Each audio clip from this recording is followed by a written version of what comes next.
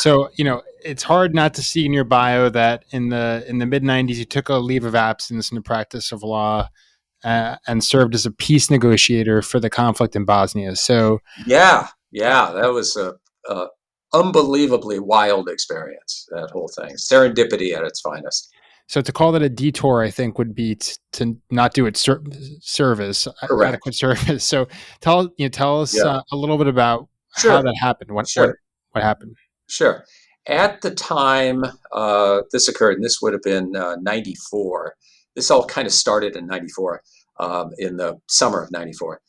Um, I was head of the real estate department for the Los Angeles office of Whitman, Breed, Abbott, and Morgan, a big New York-based firm, offices all around the world, et Is that cetera. where you went after Jones Day, or were there intermediate steps? No, there were an intermediate step or two, but I was with this firm for quite a while. I'd been recruited again to come over and to start and run the real estate department, and I started that. I think it was 1990, at the beginning of a real estate recession. But the good news is I was able to bring enough clients in, and figure out how to facilitate getting real estate clients in. And we were actually growing in the early to mid 90s in the department, and it was very successful, which was anomalous in Los Angeles at the time. Most departments were shrinking. Um, so it was. I was quite busy with various matters and running a department. And during that time period, I had a client who lived in Montecito, a big client, and he had invited me and my then girlfriend up to his house in Montecito, and I met a Serbian-born doctor while I was there.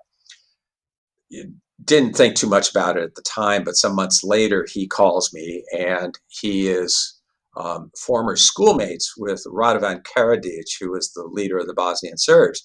And he starts calling me. He calls me and starts talking about Bosnia and peace, and this, that, and the other. It's like, what the hell? What is this about? What's your name again? And how did we meet? And that sort of thing. And shortly thereafter, I of course remembered, because he had an unusual, Serbian name, Borko Djordjevic, and I remembered, of course, and then found out very quickly that this was actually for real. He had been contacted by the Bosnian Serbs to see if he, as an American, American of Serbian birth, could help foster a peace process by bringing in State Department into the equation. And he contacted me to help facilitate that, because I was introduced to him as, quote, a prominent LA lawyer, close quote. And he figured, well, prominent LA lawyer, okay, you'll be able to do something. And indeed, I could do something. Once I found out, A, it was for real, and B, that they put me on the telephone with Radovan Karadzic, I found out that this was something that was actually, on the table. And from there, I contacted one of my friends at O'Melveny and Myers, and the Secretary of State at the time was Warren Christopher, who had been a partner at O'Melveny, and I was able to get in touch with him, and I was trying to just hand it off to State Department, and State Department unfortunately wasn't interested. Christopher was not interested in following up on it, which was pretty interesting. So